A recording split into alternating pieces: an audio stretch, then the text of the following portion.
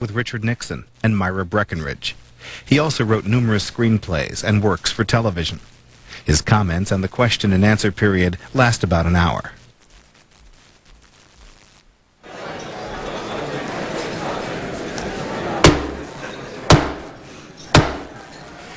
Good afternoon. Welcome to the National Press Club.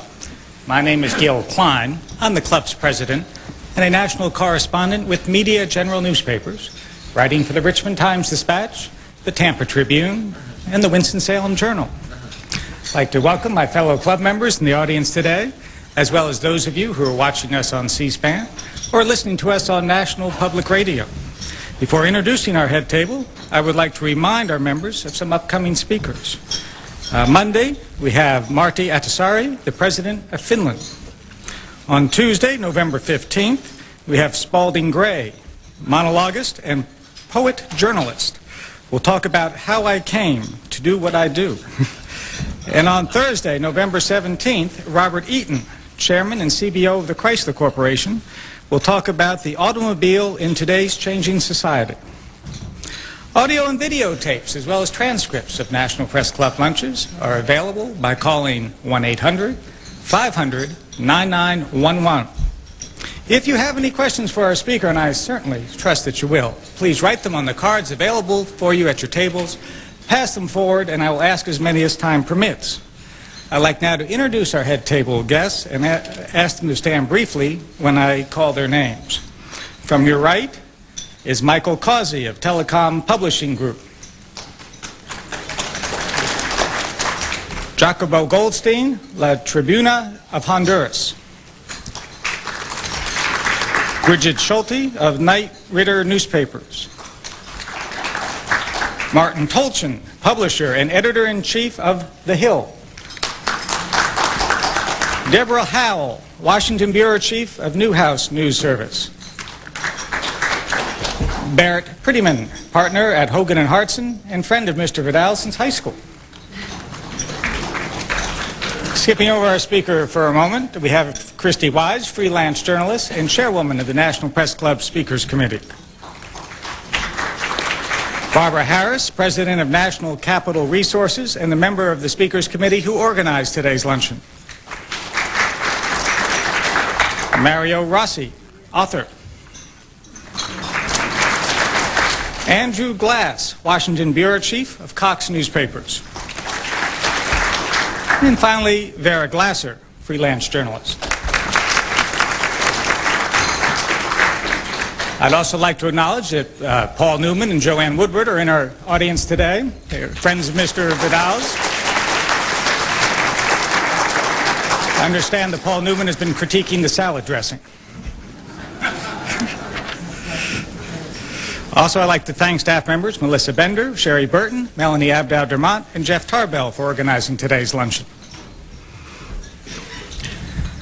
Today, we are pleased to have with us a man who is probably the greatest authority on Washington living in Italy today.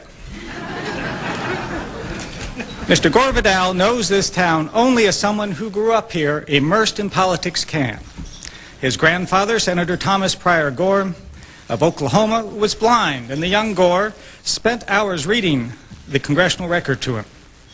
His first historical novel was entitled Washington, D.C., and it delved into the underside of Washington politics of the 1950s. It served as a foundation for a series of novels that chronicle American history, often through irreverent eyes, from the time of Jefferson in Burr, through the Civil War in Lincoln, Reconstruction in 1876, the rise of American world influence and empire, and the Roaring Twenties in Hollywood. That series alone would mark Mr. Vidal as one of the great figures of American fiction. But what I find amazing about his career is that these books have just been a small part of his work. Michael Dierda, in the Washington Post book world, noted that Mr. Vidal's winning name may currently be glimpsed in the envelope for Best Historical Novelist, Most Exhilarating Essayist, Favorite Talk Show Host, Wittiest Gadfly, and Least Appreciated Cassandra. His early work, The City and the Pillar, was the first in American fiction to explicitly examine the homosexual subculture, and one of his more recent novels, Live from Golgotha, raised the ire of Christians by satirizing both television and the crucifixion.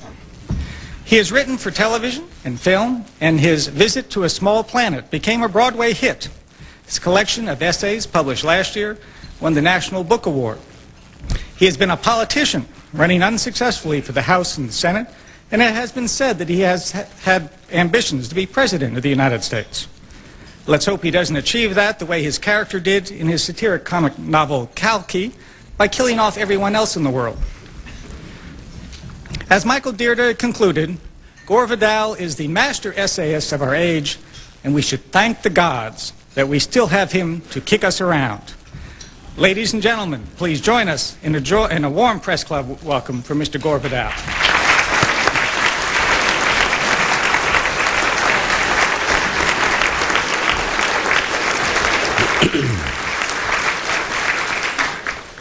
As Ronald Reagan would say, well.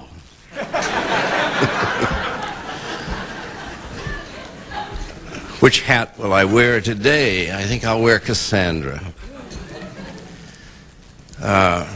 It's always nice to be back in my hometown.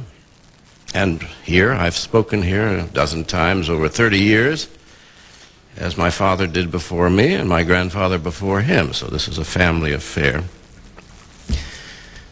Over the years, I have usually chatted to you on the State of the Union. This time, in the interest of novelty, I'd like to chat about the union of the state. But then I've always tried, by the way, I'm going to have to read this, but I will look up from time to time in order to give an air of spontaneity to the remark. Having been told I must stick to 20 minutes, the sacred number, I can only do that by reading. Otherwise, I will gadfly about. I've always tried, when inspired by you, that is, to say something so obvious that no one has noticed it. For instance, I've often suggested that we criminalize most firearms and legalize most drugs. This would put an end to the crime wave that we're told is devastating our alabaster cities and not doing the amber fields of marijuana much good either. I realize, of course, that vested interests are now far too great for us to do anything of an intelligent nature in this or almost any regard. The National Rifle Association will never wither away as long as there is a single congressman left to be paid off or a single child unarmed. Our violence and murder rate is unique in the first world. This may be a negative uniqueness, but it is all our own and to be cherished. At least we're number one at something other than indebtedness. We have 1 million people in prison, as well as another couple of million on probation or parole. Why not just lock up half the population and force the other half to watch them? That would solve so many problems and might entice Amnesty International, whom I saw last night marching in front of the White House, to go to work here at home. As you know, 60% of those in prisons are there for minor drug offenses.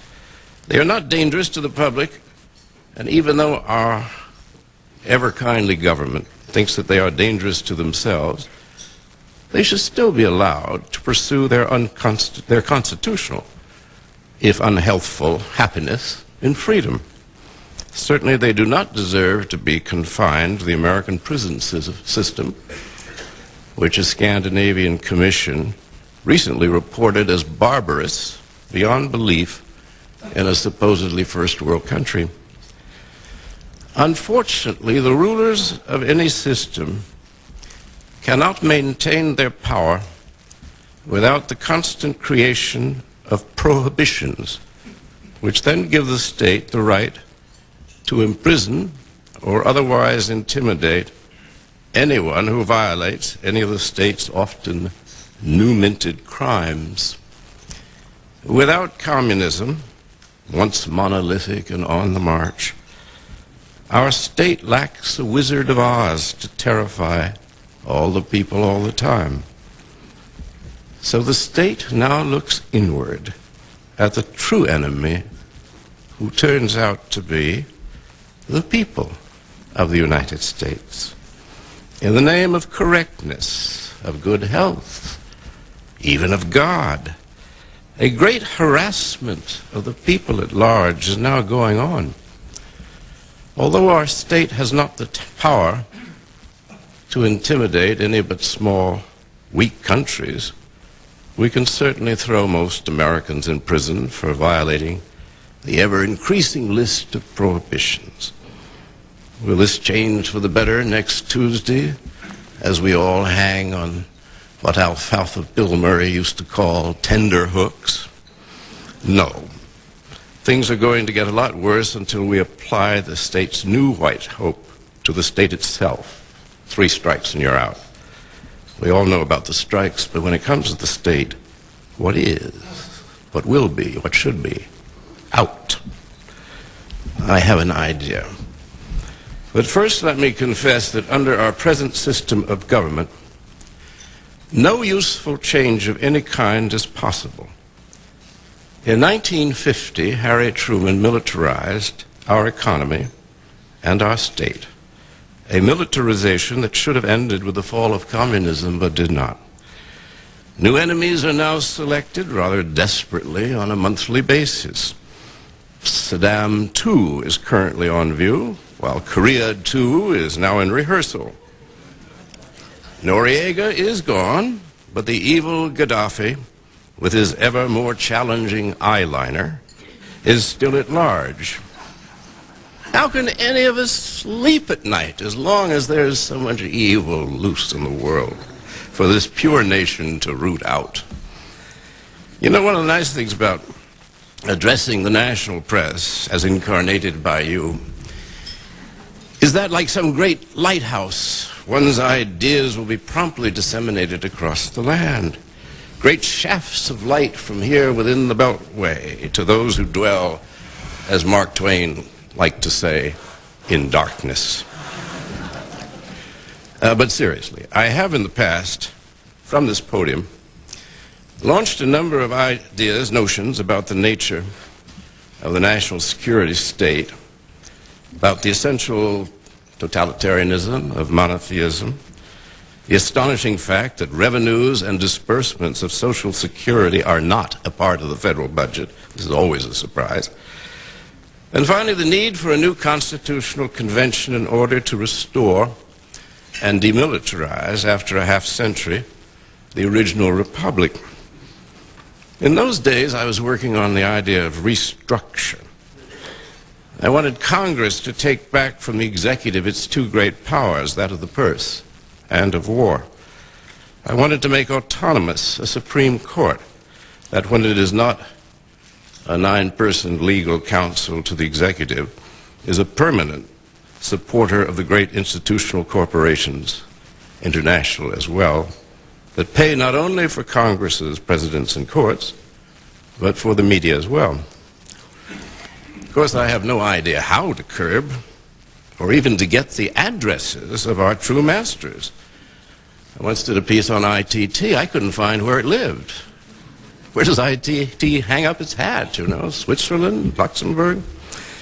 They pay only token, or if any tax, for doing business in the United States. They are everywhere and nowhere.